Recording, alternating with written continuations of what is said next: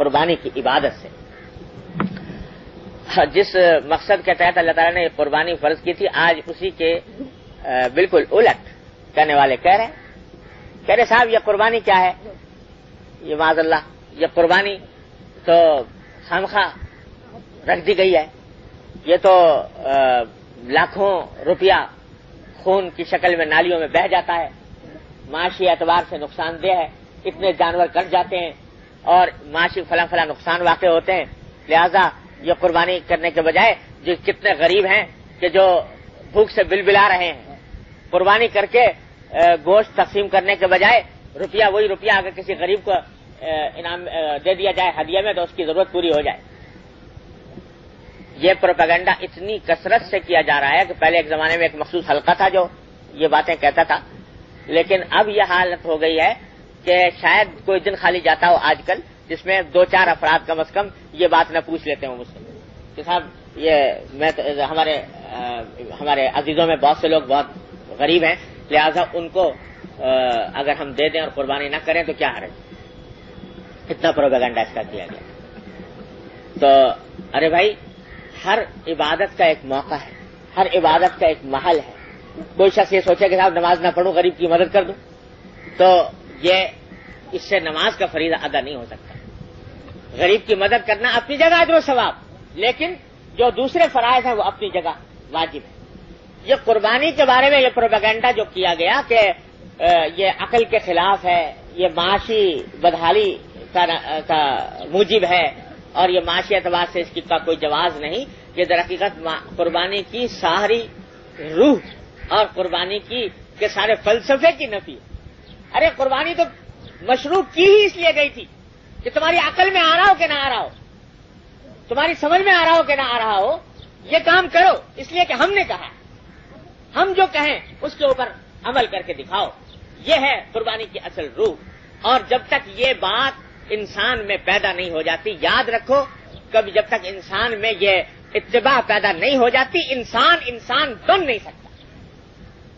جتنی بدعنوانیاں، جتنے مظالم، جتنی تباہکاریاں انسانوں کے اندر پھیلی ہوئی ہیں وہ در حقیقت اس بنیادی نقطے کو فراموش کرنے کی وجہ سے کہ عقل کے پیچھے چلتا ہے، اپنے اللہ تبارک و تعالیٰ کے حکم کی، اللہ کے رسول صلی اللہ علیہ وسلم کے حکم کی اتباع کی طرف نہیں جاتا. تو قربانی کا تو سارا فلسفہ یہ تھا کہ اتباع کرو ہماری. ایک طرف تو یہ، دوسری طرف جیسا میں نے عرض کیا اور ساری عبادتوں کا حال یہ ہے کہ اور دنوں میں جب چاہیں آپ نفلی طور پر وہ عبادت انجام دے سکتے ہیں. قربانی میں اللہ تعالیٰ نے یہ سکھا دیا. کیا سکھا دیا؟ کہ یہ گلے پر چھری پھیرنا یہ بس 3 دن تک ہے عبادت، اور 3 دن کے بعد یہ کام کرو گے تو کوئی عبادت نہیں. کیوں؟ اس واسطے کہ اس عمل میں کچھ نہیں رکھا ہوا ہے. جب ہم نے کہہ دیا کہ کرو اس وقت ہے عبادت، اور اس سے باہر عبادت نہیں، اس سے باہر عبادت نہیں.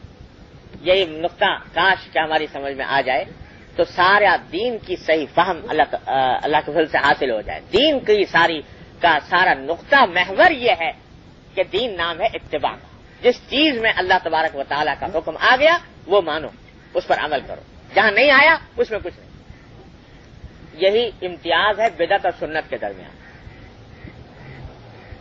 کہ سنت باعث اجر ہے، باعث اجر و ثواب ہے، اور بدعت وہ اس کی کوئی قیمت اللہ تبارک و تعالیٰ کے یہاں نہیں. لوگ کہتے ہیں کہ صاحب اگر ہم نے یہ تیجا کر لیا، 10واں کر لیا، 40واں کر لیا 30 دن تو کیا کون سا گناہ کا کام کیا ہم نے؟ تو لوگ جمع ہوئے، انہوں نے قرآن شریف پڑھا، قرآن شریف پڑھنا بڑی عبادت کی بات ہے، قرآن شریف پڑھا، قرآن شریف ختم کیا، تو اس میں کیا خرابی ہوئی؟ ارے خرابی یہ ہوئی کہ قرآن شریف اپنی طرف سے پڑھا، اللہ اور اللہ کے رسول صلی اللہ علیہ وسلم کے بیان کیے ہوئے طریقے کے مطابق نہیں پڑھا. قرآن شریف پڑھنا بھی اجر و ثواب اس وقت ہے جبکہ اللہ اور اللہ کے رسول کے بیان کیے ہوئے طریقے کے مطابق ہو، اس کے خلاف ہو تو اجر و ثواب نہیں. میں مثال دیا کرتا ہوں کہ جیسے ایک شخص ہے وہ 3 رکعت مغرب کی، دماغ میں اس کے یہ آیا کہ صاحب یہ 3 کا جو عدد ہے یہ تو کچھ بے تکا سا ہے معاذ اللہ، تو کیوں نہ 4 ہی کر لیں پوری. تو 3 کے بجائے مغرب کی کوشش 4 رکعتیں پڑھ لیں، تو بتاؤ کیا گناہ کیا اس نے؟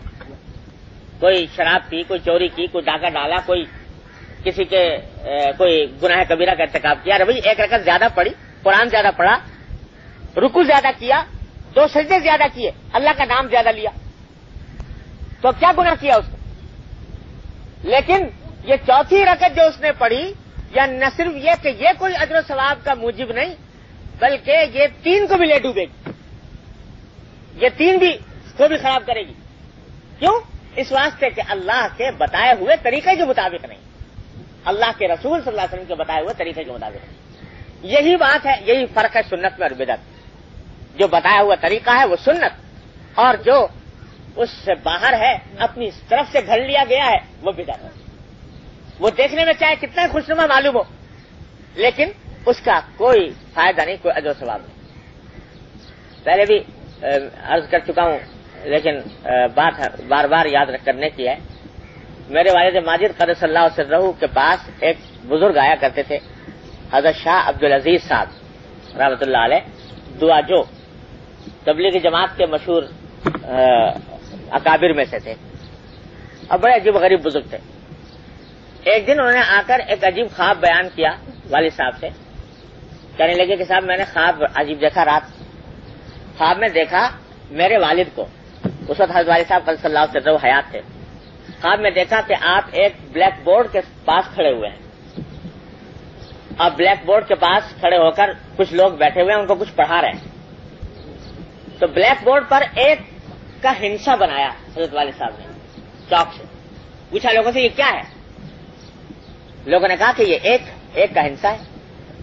اس کے بعد آپ نے اس ایک کے ہنسے کے دائیں طرف ایک چھوٹا سا نقطہ بنا دیا. پوچھا اب کیا ہو گیا؟ کہا کہ یہ 10 ہو گیا. پھر ایک نقطہ اور لگا دیا. پوچھا اب کیا ہوا؟ کہ یہ 100 ہو گیا. پھر ایک نقطہ اور لگا دیا. پوچھا یہ کیا ہوا؟ کہ یہ 1000 ہو گیا. تو فرمایا دیکھو جتنے بھی نقطے لگاتے جا رہے ہو یہ 10 گنا بڑھتا چلا جا رہا ہے. پھر وہ سارے نقطے مٹا دیے اور وہی نقطہ اب بائیں طرف لگایا.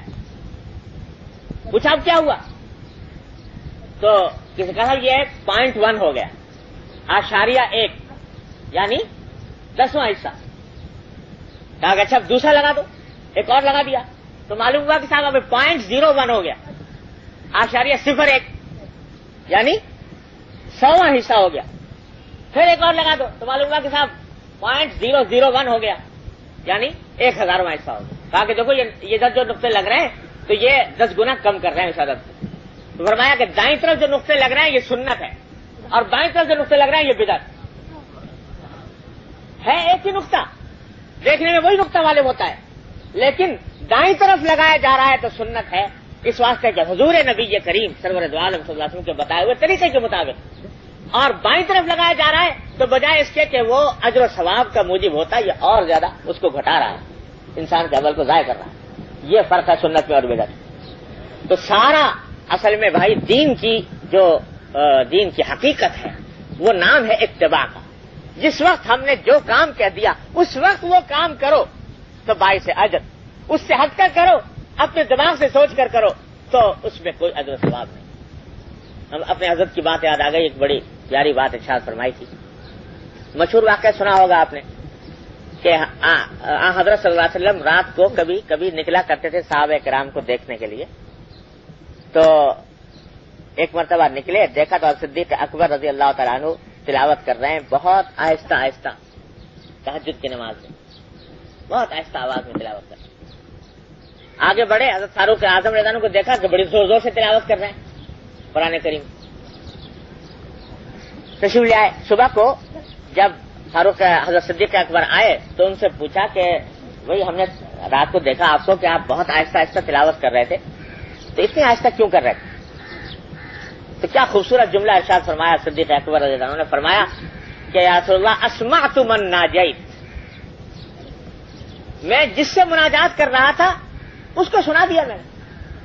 اب مجھے زیادہ بلند آواز کرنے کی اس لیے ضرورت نہیں کہ جس کو سنانا مقصود تھا، جس ذات کو، اس نے سن لیا، اس کے لیے کوئی بلند آواز کی شرط نہیں. اسمعت من ناجیت. فاروق اعظم سے پوچھا کہ بھائی آپ اتنے زور سے کیوں پڑھ رہے تھے؟ تو فرمایا کہ اوقظ الوسنان واطرد الشیطان، کہ میں اس لیے پڑھ رہا تھا کہ تاکہ جو سونے والے ہیں ان کو جگاؤں اور شیطان کو بھگاؤں، اس لیے پڑھ رہا تھا۔ تو آپ نے صدیق اکبر سے فرمایا کہ ارفع قلیلا، تم تھوڑا سا ذرا بلند آواز سے پڑھو، جتنے آہستہ پڑھ رہے تھے اتنا نہیں، کچھ تھوڑا سا بلند کروا رہا۔ اور فاروق اعظم سے فرمایا کہ تم اخفض قلیلا، تم اپنی آواز کو تھوڑا پست کر دو۔ یہ مشہور واقعہ ہے، حدیث کی کتابیں مذکور ہے، اور عام طور سے اس کے تشریح میں یہ کہا جاتا ہے کہ حضرت صلی اللہ علیہ وسلم نے اعتدال کی تعلیم دی کہ نہ بہت زیادہ اونچا پڑھو نہ بہت زیادہ نیچا پڑھو، اور یہ قرآن کریم کی آیت کے مطابق ہے۔ قرآن شریف میں بھی فرمایا لا تجہر بصلاتک ولا تخافت بہا وابتغ بین ذلک سبیلا، کہ نماز میں نہ بہت زور سے پڑھو نہ بہت آہستہ پڑھو، درمیان درمیان پڑھا کرو۔ لیکن ہمارے حضرت نے، حضرت والا قدس اللہ ڈاکٹر صاحب قدس اللہ سرہ نے حضرت حکیم الامہ قدس اللہ سرہ سے نقل کر کے ایک عجیب اس کی توجیہ ارشاد فرمائی۔ فرمایا کہ بات یہ تھی کہ ویسے تو طبی طور پر آدمی آہستہ پڑھے، حضرت صدیق اکبر نے جو بات کہی تھی وہ کوئی غلط تھوڑی تھی کہ میں جس کو سنا رہا تھا اس نے سن لیا، اب زیادہ تیز پڑھنے کی کیا ضرورت ہے۔ اور فاروق اعظم طبی طور پر بلند آواز تھے، لہذا اگر ان کی آواز بلند ہو گئی تو کوئی ناجائز بات تو نہیں تھی، لیکن آپ نے فرمایا کہ اب تک پڑھ رہے تھے اپنی مرضی سے، اپنی رائے سے، اب ہمارے کہنے کے مطابق پڑھو، اب ہماری تجویز کے مطابق پڑھو۔ پہلے خود تجویز کی تھی، اب ہماری تجویز کے مطابق پڑھو۔ تو جو پہلے پڑھ رہے تھے وہ تمہاری اپنی تجویز تھی، اس میں اتنا نور اتنی برکت نہیں تھی، اب ہم نے جو تجویز کیا اس کے مطابق پڑھو گے تو اس میں اتنا نور اتنا برکت ہو۔ تو اس لیے فرمایا تاکہ ان کا عمل نبی کریم سرور دو عالم صلی اللہ علیہ وسلم کی تجویز اور سنت کے مطابق ہوگا۔ یہ ہے سارا دین کہ اپنی تجویز کو دخل نہ ہو، جو کچھ ہے وہ اللہ اور اللہ کے رسول صلی اللہ علیہ وسلم کا بتایا ہوا طریقہ ہے۔ یہ اگر بات ذہن نشین ہو جائے ساری بدعتوں کی جڑ کٹ جائے، ساری بدعتوں کی جڑ کٹ جائے۔ اور یہ قربانی اس حقیقت کو سکھانے کے لیے مشروع کی گئی تاکہ انسان جب قربانی کرے تو بات یہ ہے کہ ہر چیز ہمارے ہاں ایک غفلت کے عالم میں، ایک بے توجہی کے عالم میں گزر جاتی ہے، لیکن ذرا سا قربانی کرتے ہوا اس حقیقت کو تازہ کیا جائے کہ یہ قربانی جو دی جا رہی ہے یہ در حقیقت یہ سبق پڑھا رہی ہے کہ ہماری پوری زندگی اللہ جل جلالہ کے حکم کے تابع ہونی چاہیے اور پوری زندگی اتباع کا نمونہ ہونا چاہیے۔ ہماری سمجھ میں آئے تو اور نہ سمجھ میں آئے تو، ہماری عقل مانے تو اور نہ مانے تو، ہر حالت میں اللہ تبارک و تعالیٰ کے حکم کے آگے سر جھکانا ہے۔ یہ ہے سارا فلسفہ اس قربانی کا۔ اللہ تعالیٰ اپنی رحمت سے اس فلسفے اس حقیقت کو سمجھنے کی بھی توفیق عطا فرمائے اور اس کی برکات بھی عطا فرمائے۔ یہ جو حدیث میں آتا ہے کہ صاحب جب جانور قربان کرتا ہے کوئی شخص اللہ کی راہ میں تو قربان کرنے کے نتیجے میں کیا ہوتا ہے کہ ایک ایک جانور کے جسم پر جتنے بال ہیں ایک ایک بال کے عوض ایک ایک گناہ معاف ہوتا ہے۔ اور فرمایا کہ ان دنوں میں اللہ تعالیٰ کو کوئی عمل خون بہانے سے زیادہ محبوب نہیں۔ جتنی قربانی کرے گا انسان اتنا ہی اللہ تبارک و تعالیٰ کو پسند ہوگا، اتنا ہی محبوب ہوگا، خون بہانے سے زیادہ محبوب نہیں۔ اور فرمایا کہ جب تم قربانی کرتے ہو تو جانور کا